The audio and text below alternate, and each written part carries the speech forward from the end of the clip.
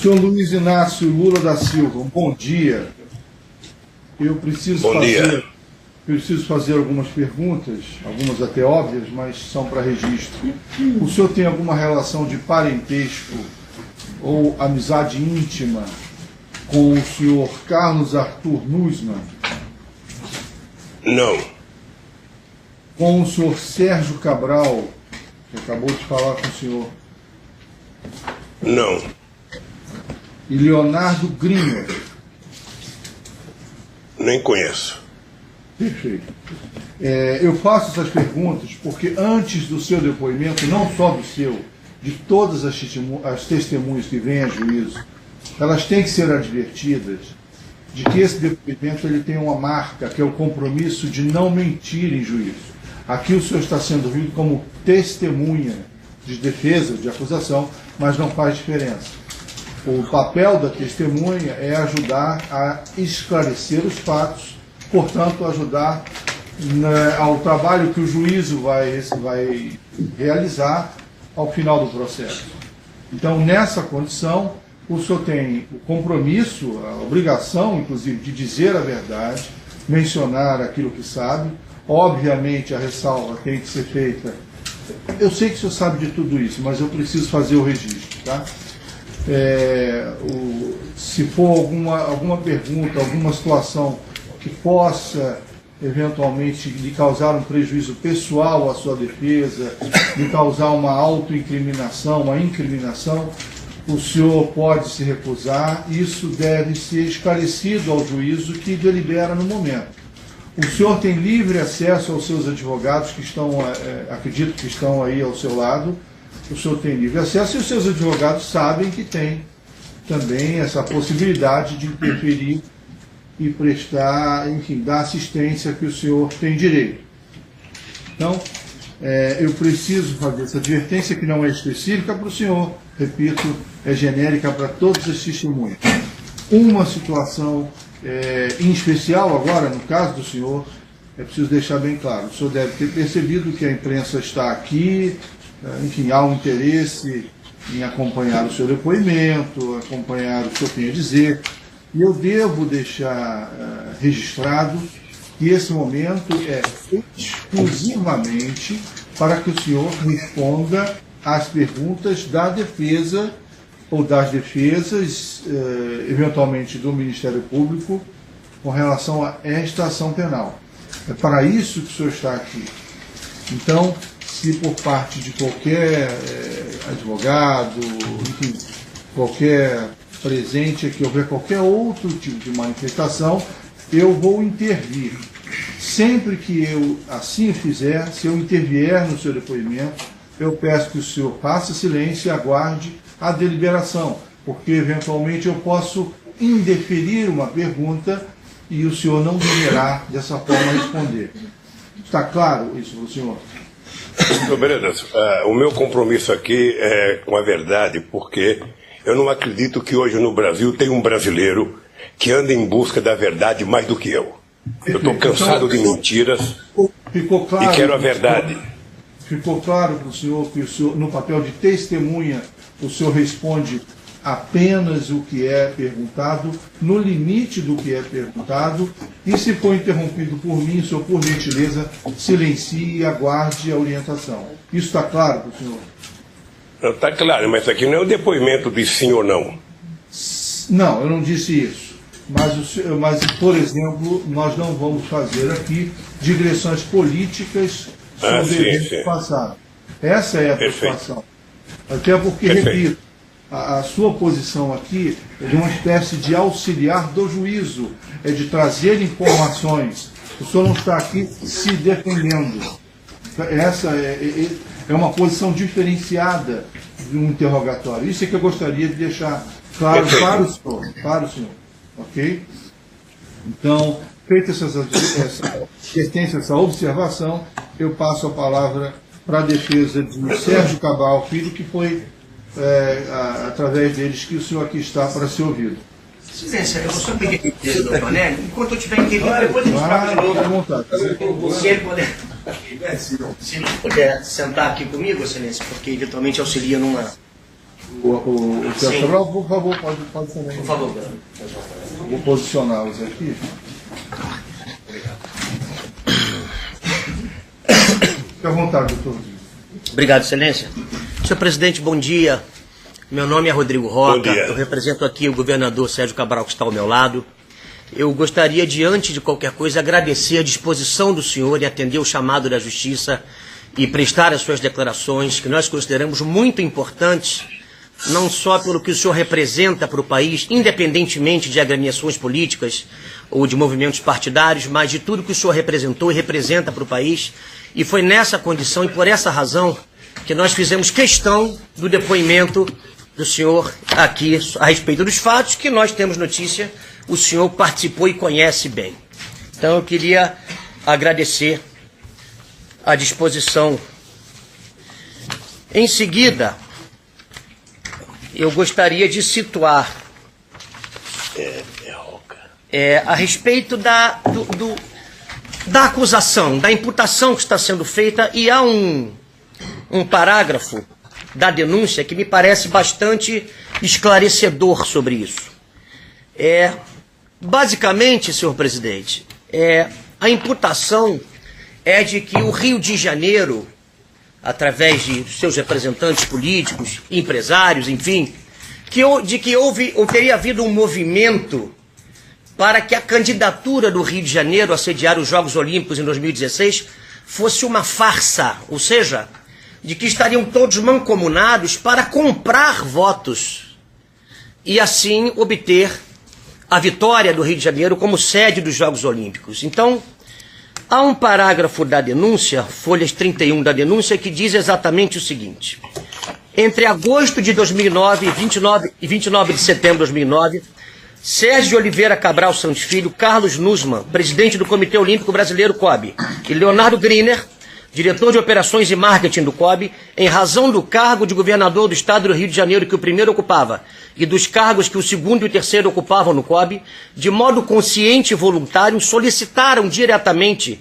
a Arthur Soares e aceitaram promessa de vantagem devida para outrem, consistente no pagamento de ao menos 2 milhões de dólares americanos para Lamine Diak, por intermédio de seu filho Papa Massata Diak, no intuito de garantir votos para o Rio de Janeiro na eleição da cidade-sede dos Jogos Olímpicos de 2016.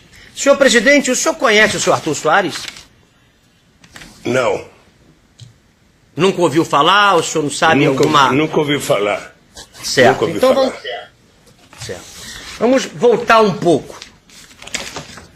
Eu sei, até como cidadão, eu assisti quando o senhor, em agosto de 2007, visitou, promoveu os Jogos Olímpicos e Paralímpicos, e parece que foi a primeira vez em que isso aconteceu no país, a união desses dois eventos, e do envolvimento do senhor, dos Jogos Pan-Americanos, em agosto de 2007, eu vi o envolvimento intenso do senhor nesse movimento. Eu lembro, como cidadão, que o senhor visitou o Vila do Pan e chegou aí à abertura dos Jogos Pan-Americanos. O senhor tem algo a nos informar sobre isso? O senhor se recorda desse momento? Recordo que participei dos Jogos Pan-Americanos, recordo que fui na abertura dos Jogos Paralímpicos, recordo até que marquei um pênalti, um gol de pênalti, um goleiro, Sérgio Cabral, lá no Maracanã, quando fomos começar as obras de recuperação do Maracanã. E o evento foi um evento possivelmente o mais importante Jogos Pan-Americanos já realizado no continente latino-americano. Reconhecido por todo mundo e que desmascarou aqueles que diziam que o Brasil tinha muita violência e que o Brasil não tinha condições de fazer um jogo dessa magnitude. E os Jogos, obviamente, foi a porta de entrada para que o Brasil ficasse fácil para conquistar os Jogos Olímpicos. Então foi exatamente essa notícia que eu tive, que foi a partir do sucesso desses eventos que o governo federal se aliou ao governo estadual e municipal para lançar a candidatura do Rio de Janeiro com relação à sede dos Jogos Olímpicos de 2016. Foi verdade isso? Foi a partir desse momento? Pergunta, doutor. Foi a partir do êxito desses eventos. Veja, A partir desse momento, eu acho que o Brasil ganhou respeitabilidade ao nível internacional em se tratando de país capaz de realizar um evento internacional e país capaz de dar segurança aos atletas profissionais e à imprensa que fosse participar do evento. Em junho de 2008, o Rio passou a segunda fase da candidatura junto com Chicago, Madrid e Tóquio. Procede que o senhor, nas suas viagens, o senhor falava com os chefes de Estado pedindo apoio ao Brasil com o argumento de que seria a primeira Olimpíada na América do Sul? Isso aconteceu? O senhor fez esse movimento? Procede. Não apenas eu, enquanto presidente, mas o Itamaraty, enquanto representação externa do governo federal, tinha o compromisso dado por mim para que em todos os países que tivesse contato com o ministro das Relações Exteriores, com presidentes, com primeiros-ministros, defendesse o Brasil, porque o Brasil já era grande demais e já estava capacitado a fazer umas Olimpíadas. Entendi. O senhor determinou que houvesse um representante do Itamaraty em todas as reuniões da campanha da Rio 2016 e que nessas viagens desses representantes o senhor recebia reportes a respeito dos países em que teriam voto no Comitê Olímpico. O senhor se recorda disso, do acompanhamento? Quando o Brasil foi classificado como presidente da República, o governo brasileiro tinha o compromisso de defender o Rio de Janeiro. Afinal de contas, o Rio já tinha perdido 3 tentativas. Ou seja, e nós resolvemos que o Brasil era a 6ª economia do mundo, o Brasil já estava disputando com a Inglaterra para ser a 6ª economia do mundo, o Brasil era o país que tinha o melhor protagonismo internacional. Eu, por conta dos projetos e da ajuda da sociedade brasileira, era possivelmente um dos presidentes mais respeitados no mundo, e nós tiramos proveito disso para colocar o Brasil no cenário esportivo internacional, porque eu não admitia que as Olimpíadas fossem uma coisa só de país do primeiro mundo. Entendo. E conquistamos. É verdade. O senhor esteve em diversos países da Europa, Ásia, América Latina, falando sobre a campanha da Rio 2016. No caso presente, senhor presidente, o Ministério Público Federal está, de alguma forma, estigmatizando os países africanos com relação aos votos que eles teriam e que teria sido cabalado o voto de alguns países, de alguns membros de países africanos. O senhor tem notícia disso? Ouviu falar sobre alguma coisa sobre isso? O que o senhor tem a dizer a esse respeito? Não tenho notícia disso, mas é importante ressalvar, até para orientar o próprio Ministério Público, que quando nós fomos disputar as Olimpíadas, nós tínhamos consciência de algumas coisas. Primeiro, nós tínhamos possibilidade de quebrar a hegemonia do primeiro mundo, porque nós tínhamos uma relação extraordinária com a África. É importante lembrar que em 500 anos de história do Brasil, eu fui o presidente que mais visitei a África, que mais abri embaixada na África. É importante lembrar que eu fui o presidente que mais visitei a América do Sul, mais que uma vez, que visitei o Caribe. E é importante lembrar a boa relação que a gente tinha com o primeiro mundo. Olha, isso me dava quase que a certeza que a gente poderia ganhar o direito de ir para a final, por causa da África, por causa da América Latina e por causa dos contenciosos existentes entre os países europeus. A França, que não gostava da Espanha, que não gostava da Itália, que não gostava da Inglaterra, nós precisaríamos tirar proveito disso. E, graças a Deus, nós tiramos proveito disso numa conversa com a União Africana. É importante lembrar que não foi só Olimpíadas. Por conta dessa relação de amizade, nós elegemos o diretor-geral da FAO e nós elegemos o diretor-geral da Organização Mundial do Comércio. Coisa que é uma briga mundial e que o Brasil conseguiu. Entendo. Eu tenho notícia aqui, presidente, de uma, vamos dizer assim, uma verdadeira maratona da qual o senhor teria participado em 2008, quando o senhor, me corrija por favor se houver algum engano na informação, recém-chegado do exterior, aceitou ir com o governador aqui presente à abertura dos Jogos de Pequim, porque o seu George Bush estaria lá fazendo campanha para Chicago, o seu Zapatero para Madrid, enfim. E que em Pequim os senhores teriam se reunido com os membros do COI, na quinta-feira visitaram a Vila Olímpica de Pequim e à noite fizeram um jantar na Embaixada Brasileira com diversos membros do COI.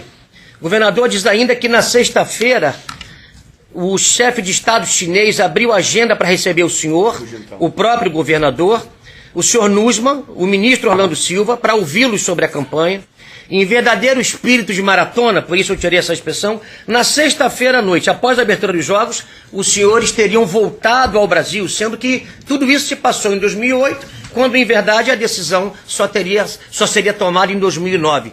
Isso aconteceu? Foi exatamente assim? Aconteceu. Eu fui na China porque na China estaria praticamente todas as pessoas envolvidas nas decisões das Olimpíadas, desde chefes de estados a presidente de entidades olímpicas de cada país, e porque estaria lá o presidente Bush para defender os Estados Unidos. Eu não ia dar essa colher de chá para ele. Eu não tenho complexo de vira-lata e eu não acho que a gente perde porque o americano está lá. Eu fui lá para disputar e fui lá para mostrar que o Brasil tinha mais cacife do que eles para poder representar os Jogos Olímpicos. E foi muito extraordinário o tratamento que os chineses deram a nós. Eu sou muito grato ao presidente Hu Jintao, sabe, que assumiu o compromisso de que o Brasil tinha o direito de fazer as Olimpíadas, e eu tinha certeza que a gente ganharia o voto dos chineses. Então foi um tratamento excepcional que os chineses nos deram, e eu votei para o Brasil com a esperança de que os chineses não só votariam no Brasil, como ajudaria outros países em que ele tivesse influência a votar no Brasil. O senhor se recorda de o Japão não ter sequer enviado o primeiro-ministro ou representante da família imperial, porque naquele momento passava por uma grave crise? O senhor se recorda desse episódio? Na China? Sim. Não, em Copenhague. Não lembro. Quando já estava em Copenhague. Se eles chegaram a mandar... Não. Veja, eu não lembro. O que eu lembro é que eu fui para um jantar com a rainha da Dinamarca, em que estava presente a Michelle Obama, porque Obama chegou no dia, mas ela chegou uma semana antes. E como ela era mais simpática do que ele, eu resolvi ir também para poder mostrar minha simpatia e ganhar o voto. Então eu almocei com a rainha da Dinamarca, com um japonês que estava lá, que eu acho que era o primeiro-ministro, um representante do primeiro-ministro, com o ministro José Zapatero da Espanha e com a Michelle Bachelet. A Michelle Obama. Michelle Obama. E a Oprah A senhora Oprah estava lá? Oprah Winfrey? O senhor se recorda disso? A Oprah Winfrey. Não se recorda? Não se recordar? Artista americana. Apresentadora americana famosa. Não lembro. Eu quando é mulher assim, eu não olho. Eu só olhava para os homens porque eu queria ganhar voto. Mas eu sei que estava lá, Estados Unidos, Espanha e Japão no jantar com a rainha da Dinamarca. Certo. Perfeito. Já em Copenhague, presidente, o governador diz que além de todas essas outras viagens, o senhor estavam também o rei Juan Carlos e o primeiro-ministro Zapatero, diz que o senhor, o governador, e mais o senhor Eduardo Paes, o senhor Nussmann, o ministro Orlando Silva e o senhor João Avelange chegaram 48 horas antes para receber os membros do COI, para continuar essa campanha. O senhor se recorda disso? Em outubro de 2009, o senhor se recorda desse momento? Eu lembro que nós chegamos antes porque havia informação que o Zapatero já estava lá defendendo Madrid, havia informação de que a Michelle Obama já estava lá, sabe, derramando simpatia por tudo quanto é Copenhague da vida, e eu falei, não, vou ter que chegar lá porque nós precisamos conversar, tem que mostrar simpatia brasileira. Eu cheguei 2 dias antes e na véspera da decisão nós tivemos uma reunião com vários delegados, inclusive tem uma história com o italiano que é fantástica, porque eu convidei o cara para conversar, a Itália tinha 5 delegados, eu tinha conversado com o presidente Berlusconi e ele tinha dito que era possível que a Itália voltasse no Brasil, e eu convidei o delegado para ir lá, o chefe da delegação. Ele chegou lá, nem perguntou o que eu queria, começou a falar mal do Brasil. Porque o Brasil tem muito favelado, porque o Brasil tem muita violência, porque o Brasil tem muita criança de rua, porque o Brasil tem... Depois de meia hora que ele falou, deu um murro na mesa e falei, escuta aqui, ó, deixa eu falar uma coisa pro senhor. Se tem uma delegação nesse encontro que tem obrigação moral de votar no Brasil, é italiana. Porque se vocês não estão disputando, no Brasil, entre italianos e descendentes, tem 30 milhões. Então vote no Brasil para garantir que os italianos do Brasil possam participar das Olimpíadas. Bem, não sei se ele votou. O dado concreto é que quando terminou a votação, que anunciou que era o Brasil, ele foi o primeiro a correr para me abraçar. Eu não perguntei se votou ou não, mas foi um fato inusitado. E eu tinha, você sabe que eu tinha convicção que o Brasil ia ganhar as Olimpíadas por conta, sabe, que o Brasil é um país que não tem contencioso. As pessoas precisam saber, se o Brasil tiver dirigentes com grandeza política, o Brasil não tem contencioso no mundo. E por isso o Brasil tem chance de conquistar coisas que outros países não têm. É só o Brasil não se apequenar. E nós fomos grandes e ganhamos. Ganhamos mesmo, senhor presidente. Presidente Obama, em que momento ele apareceu? O Obama apareceu, mas em um minuto que ele apareceu, ele ficou mais tempo na televisão do que eu fiquei 2 dias lá, porra. Eu falei, bom, quando o Obama, o avião dele ficou rodando na pista uns 40 minutos, eu cheguei lá, não me deram nem 30 segundos na televisão, porra, o Obama deram 1 hora só de aeroporto. E quando o Obama chegou, ele foi falar, fez um discurso bem fraquinho, ou seja, um discurso, sabe, que não empolgou ninguém.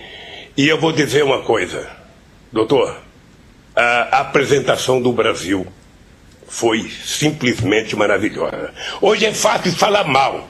É importante que as pessoas peguem as imagens da divulgação do dia que o Brasil conquistou, para ver quantos milhões de brasileiros choraram de emoção, porque o Brasil tinha conquistado pela primeira vez a realização das Olimpíadas, que até então, fora o México, só tinha sido feito em países ricos. E Jogos Olímpicos não é para país rico. É para atletas profissionais, é para o povo. Eu sonho que um dia vai ter feito na África uma Olimpíada. Então foi muito excepcional e eu sinceramente acho que foi um momento muito. Eu vou lhe contar uma coisa, doutor. Eu era casado com a Marisa há mais de 35 anos. Eu nunca tinha visto a minha mulher chorar. E no dia que foi anunciado o Brasil, a minha mulher chorou. Eu liguei para ela, ela estava chorando no telefone porque foi uma comoção, até mostrada pela Globo. A Globo poderia fazer, hoje já que eu estou prestando depoimento aqui, mostrar o que foi a conquista do Brasil nas Olimpíadas. Presidente, o senhor se preparava para esses encontros de campanha? O senhor fazia algum tipo de treinamento? Havia alguma conversa antes, preparatória para esses encontros, não? Não, eu tinha um ensaio. O Itamaraty tinha um assessor de imprensa, sabe? Eu fiz muitas entrevistas a nível internacional. Eu acho que eu fui o cidadão que mais falou de esporte durante esse período. Eu dei entrevista em vários países. Entrevistas sobre as Olimpíadas, sobre o Brasil, sobre a grandeza do Brasil, para desmontar a canalice que os adversários faziam com o Brasil. Que o Brasil tinha muita violência, tinha muito assassinato, tinha muita criança de rua, tinha muito favelado, tinha muita fome, ou seja, tem tudo isso. Mas tem o direito de fazer as Olimpíadas. Então, eu obviamente que me preparava. Sabe? Eu lembro que uma vez, que o Tony Blair esteve no Brasil, Gordon Brown, e tinha a crise estourada, a crise de 2007 e 2008, e eu falei para o Tony Blair, eu quero que você diga ao teu povo na Europa que essa crise econômica não é por conta, não é uma crise de negro, de índio, de favelado, de criança abandonada. Essa é uma crise feita, sabe, por gente loira de olhos azuis. Tá? É uma crise feita pelos ricos, não é pelos pobres. Aí eu lembro que quando eu fui em vários países, as pessoas falavam, o senhor não gosta de olhos verdes, não gosta de olhos azuis, não gosta de olhos... Eu falei, não gosto. O que eu não quero é que culpe os negros no meu país. Senhor Luiz Inácio, por gentileza, o advogado precisa seguir com as perguntas. Excelência, eu entendo, porque é inseparável da narrativa do fato. Essas considerações são importantes, assim como aconteceu. Eu entendo, mas é só. Estou deixando fluir. Entendo. Eu agradeço por isso. Mas é preciso Obrigado, focar no. Vamos focar sim.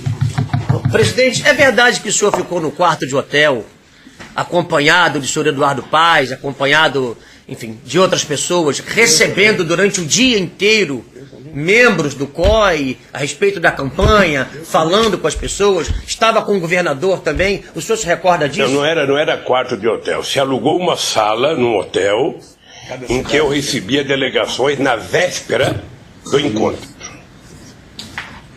Aliás, eu estava num quarto de hotel que quando eu tomava banho a água saía para fora. Eu ia empurrá-lo. Eu passava o tempo com o pé puxando a água para poder evitar que invadisse o quarto do hotel. Mas, de qualquer forma, foi numa sala alugada, sabe, em que eu recebi vários delegados. Estava presente o governador Sérgio Cabral, estava presente o prefeito Eduardo Paes, estava presente o Nuno, estava presente mais um monte de assessor deles e meu, e estava presente, às vezes, o Celso Amorim, às vezes alguém do Itamaraty, a imprensa. E todas as cidades tinham também direito a esse espaço para receber? Era com todos, não? Veja, eu fiz menos reuniões com delegados. Delegado mesmo eu fiz em Copenhague. Eu fazia reunião com o chefe de Estado, com todos que eu conversei. Depois que o Rio de Janeiro foi aprovado entre os quatro, com todos os presidentes ou primeiros-ministros que eu conversei, e todos que o Celso Amorim conversou de embaixador, a gente defendia o Brasil. Certo. O senhor se recorda da diferença dos votos do Rio de Janeiro com relação ao segundo colocado? Olha, eu não sei no primeiro turno, mas eu acho que o Brasil teve a maior votação da história das Olimpíadas. Esse é um fato extraordinário. 40 votos eu ouvi, o senhor se recorda disso? Eu não sei o total, mas eu sei que foi estupendo a votação do Brasil. Foi maravilhosa. Eu se não fosse corintiano, eu tinha tido infarto lá. Porque a emoção foi muito grande. Pergunta para o Pelé, pergunta para a Hortência, para saber como é que foi a emoção. Vamos fazer isso. Presidente, em termos de autoestima do brasileiro, o que essa vitória agregou para o país, no seu entendimento? Um minuto. Olha, a realização de uma Olimpíada é um evento tão excepcional que o mundo inteiro disputa. Senhor Luiz Inácio, por gentileza. O que é isso aqui? A pergunta ela não foi deferida porque ela não tem relação com o ato do processo. Tá? O advogado tem a palavra. Presidente, uma outra pergunta. O senhor se recorda de, enquanto todos aguardavam o anúncio do resultado a respeito, enfim, da candidatura das cidades, o senhor se recorda de o governador ter tido um pico de pressão e ter precisado ser atendido pelo médico particular do senhor? O senhor se recorda desse momento?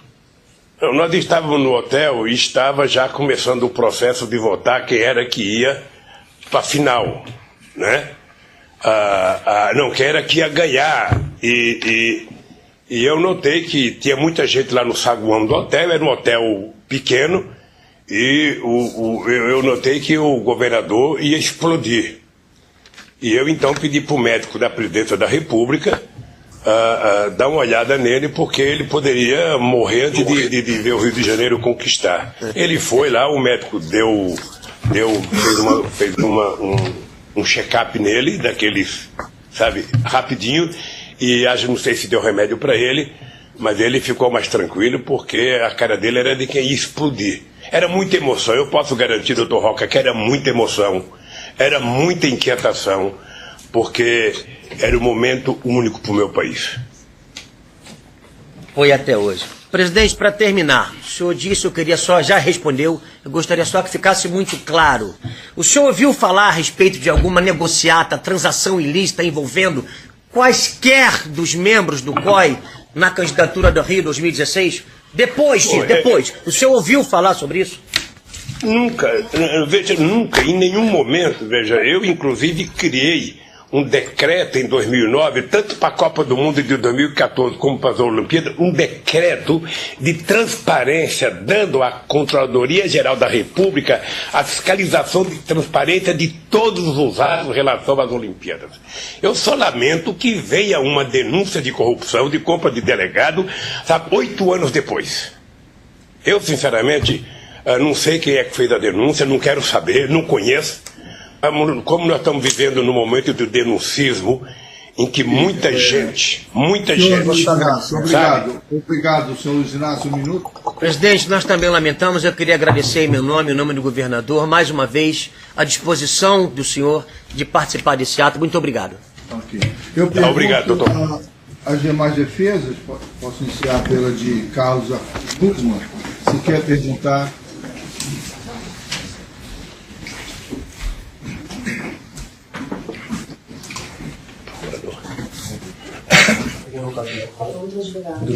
Defesa do Nussmann. A defesa de Carlos Arthur Nussmann para a pergunta. Não, presidente Lula, a primeira indagação que a defesa de Carlos Arthur Nussmann faz a Vossa Excelência é no sentido de saber qual tenha sido a postura dele, Nussmann, nesse empenho de toda a nação brasileira em prol da conquista pela realização dos Jogos Olímpicos em nosso país e, sobretudo, na cidade do Rio de Janeiro. Olha, pelos momentos em que o Nussmann participou da atividade em que eu estava presente, a atitude dele foi uma atitude de muito compromisso com as Olimpíadas, sabe? E de muito compromisso com o Brasil. Eu não vi nenhuma atitude dele que pudesse desabonar nem o Brasil nem as Olimpíadas.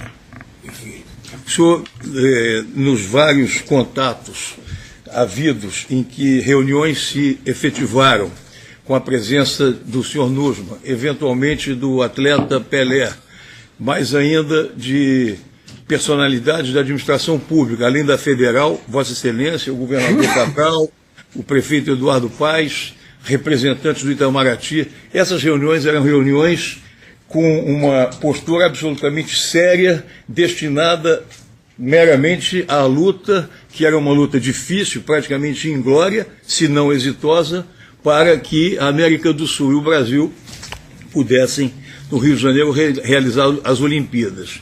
Usa-se muito a expressão republicana, eu vou me socorrer dela para indagar se este empenho todo pode ser etiquetado, considerado como eminentemente republicano por parte de todos os nominados, mas especialmente no que concerne ao senhor Carlos Arthur Nussmann.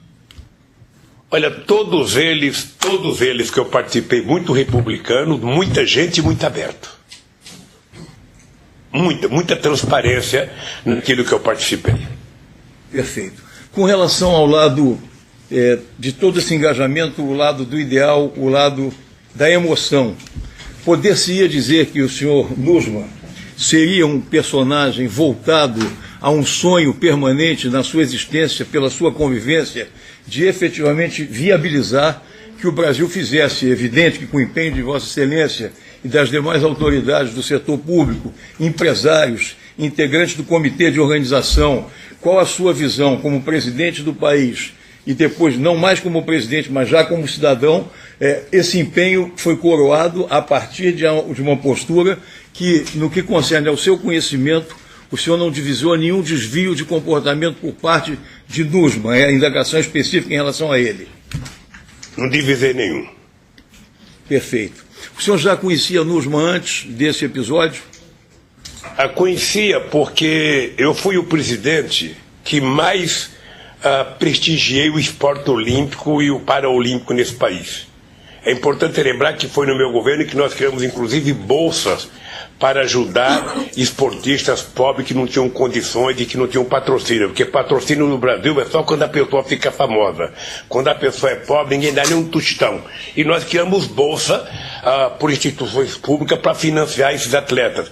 E toda vez que o Brasil ia disputar alguma coisa no exterior, ou vôlei, ou basquete, ou Olimpíada, o Brasil ia no Palácio do Planalto e era categórico o Nussmann fazer discurso dizendo que o presidente Lula é o presidente que mais investiu no esporte brasileiro. Então eu nunca vi nada que o desabonasse.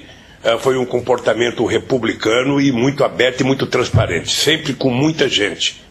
Perfeito. O senhor pôde perceber, por exemplo, que ele transitando o mundo afora, em múltiplas viagens internacionais, evidentemente que não todas com a presença de Vossa Excelência, mas naquelas em que houve uma coparticipação, se ele desfrutava de uma respeitabilidade considerável no meio olímpico, no meio dos integrantes do COI, ou mesmo de países estrangeiros que tinham a função de votar para a deliberação quanto à realização das Olimpíadas no nosso país. A pergunta se atém muito ao conceito dele como homem do esporte, voleibol, confederação destinada à organização dos Jogos adiante, o empenho em si, a apresentação do projeto que Vossa Excelência enalteceu e até sugeriu que isso tivesse alguma divulgação, porque realmente o que a defesa pretende mostrar é que, ao contrário do que se apregoa e articula a denúncia, não foi uma farsa, não foi um engodo, não foi um enliço, não foi uma trapaça. Foi um ato meritório do qual a nação haverá de se orgulhar a partir da história que se escreveu nesse evento, na luta e, sobretudo, também na realização. Olha, eu não sei qual é o critério adotado por alguém que diz que foi trapaça. Esse cidadão não deve conhecer nada.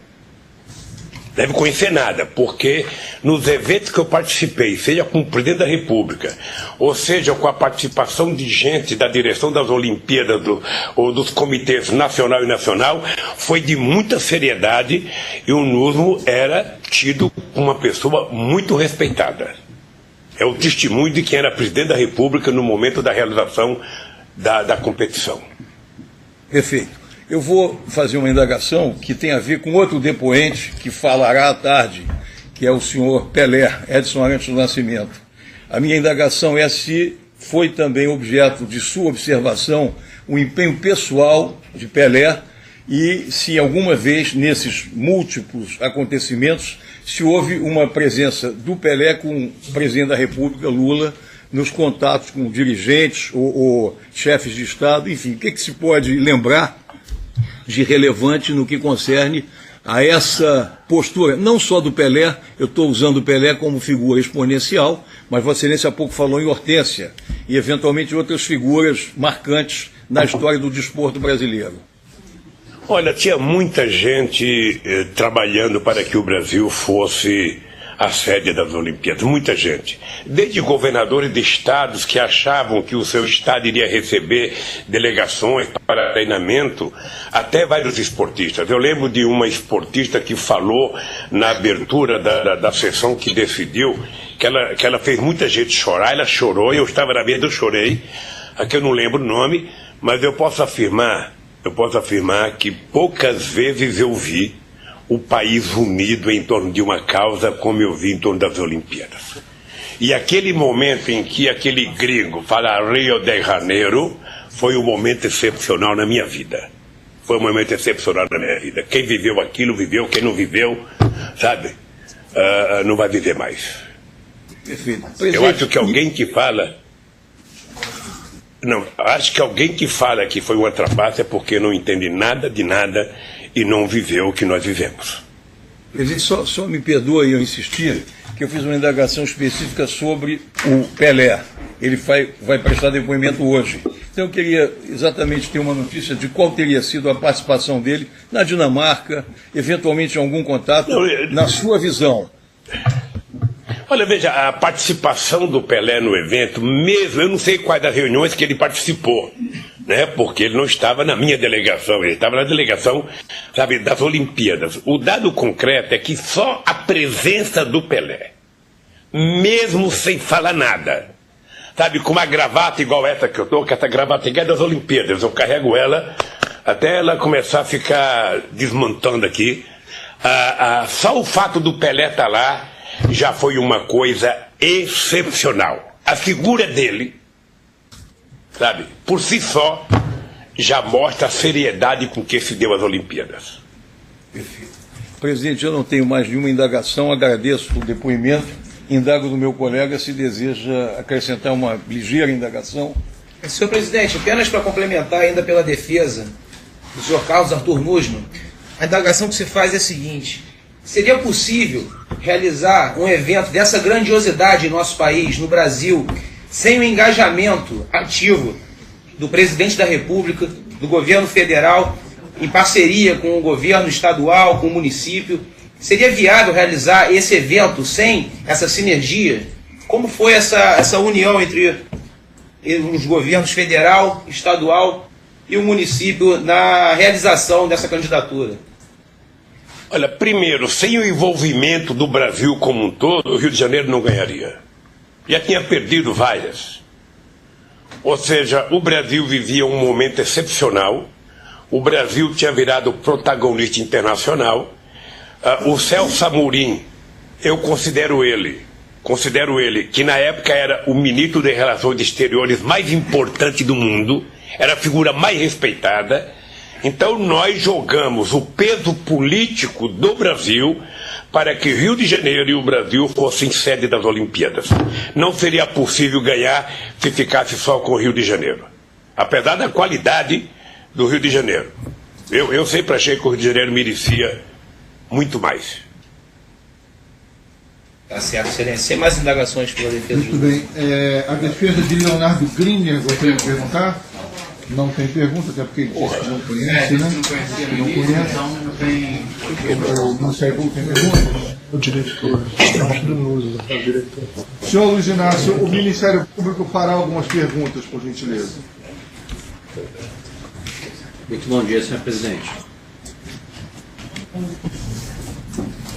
Bom dia, bom dia. Senhor presidente, o senhor se recorda de ter participado de reuniões com o NUSMA na campanha pela Rio 2016? Sim. O senhor se lembra mais ou menos o número de reuniões que participou com ele? Não lembro, não. Não lembro, mas teve uma internacional no Rio de Janeiro, teve uma com as confederações brasileiras e em algumas viagens internacionais com várias pessoas de outros países. Eu não lembro quantas.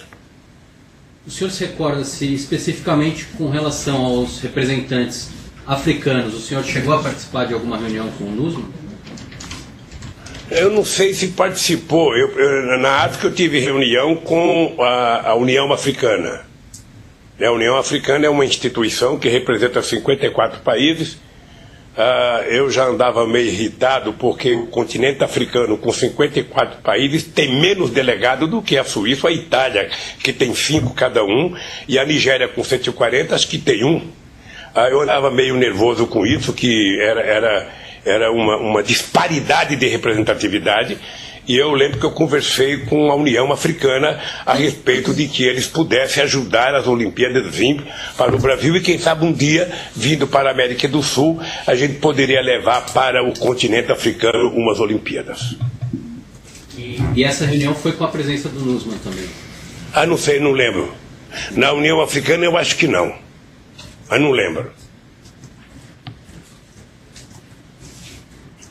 Nessa reunião, que o senhor não se recorda se o NUSMA estava presente, né? Mas em nenhum momento foi tratada nenhuma promessa, troca de promessa nesse sentido de apoio dos países africanos para que o Brasil pudesse em algum momento devolver algo em troca?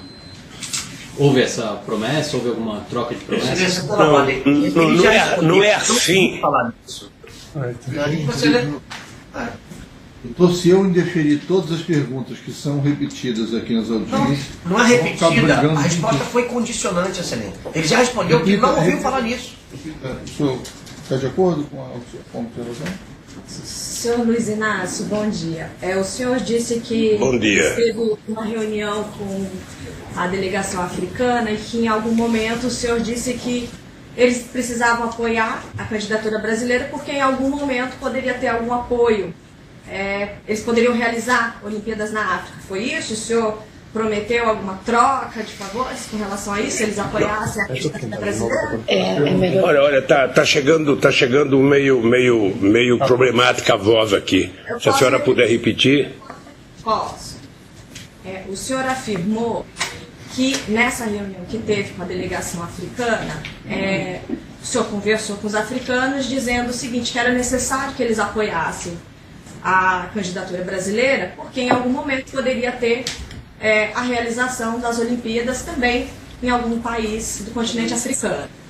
O senhor, houve alguma tratativa de troca de favores nessa reunião? Não tem troca. Em troca do apoio à candidatura brasileira, o Brasil apoiaria a candidatura africana? Veja, a África apoiar o Brasil era quase que uma coisa óbvia.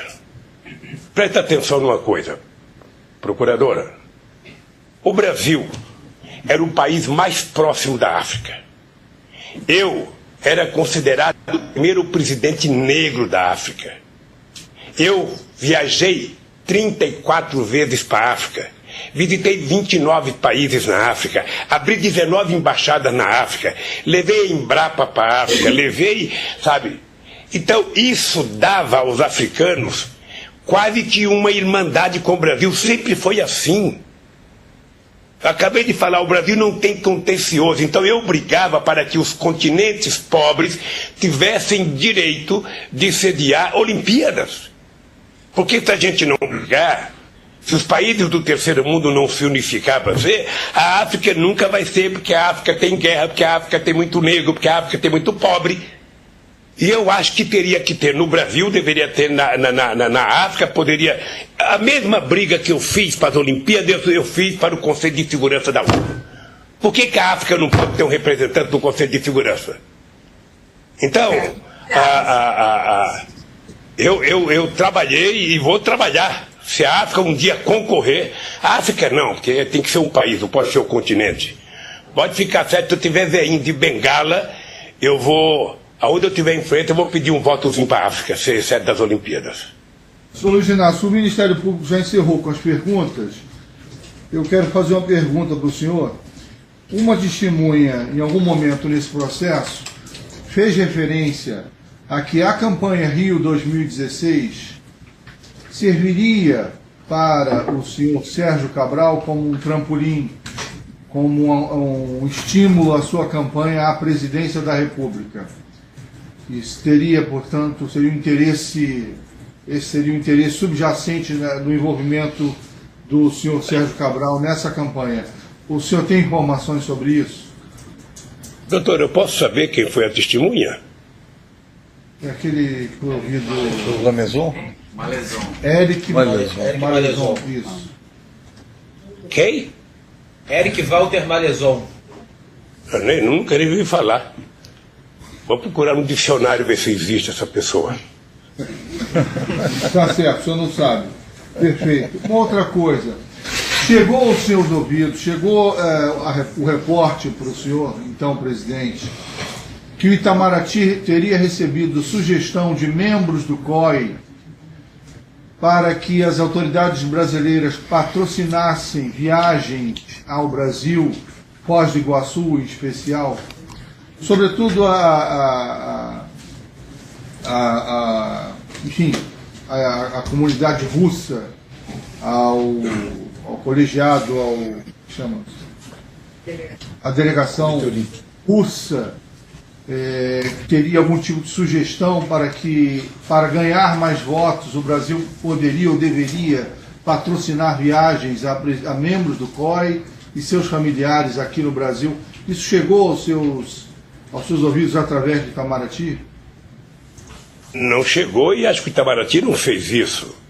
Não, isso foi tema de uma reportagem há alguns anos, num jornal brasileiro. Eu estou só perguntando para saber se tem algum... Sabe que eu não acredito muito na imprensa brasileira, então para mim, eu sair na imprensa nem sempre é verdade. Eu não acredito que o Itamaraty tenha pago passagem para alguém para Venezuela, para Bolívia, quanto mais para a Rússia. Então, se tratava de uma sugestão, de um plano para angariar votos junto ao povo. Não acredito nisso. O senhor não tem conhecimento? Não acredito. Não acredito. Quem falou isso mentiu. Tá certo. Senhor Luiz Inácio, eu quero agradecer. Muito obrigado, inclusive pela postura sua, como suportou aqui diante do nosso depoimento. Enfim, o senhor vive, é uma figura importante no nosso país, é relevante a sua história para todos nós. Para mim, inclusive, que aos 18, 17 anos estava aqui no comício, na Presidente Vargas, com 1 milhão de pessoas, vivíamos um momento diferente no país, e eu estava lá, usando o boné... Pode voltar agora. Usando o boné e estava usando a camiseta com seu nome. Então, enfim... Quando eu fizer um comício agora, eu vou chamar o senhor para participar. Muito obrigado pela postura e pelo depoimento. Está encerrado. Obrigado, doutor Benedito. Obrigado. Obrigado.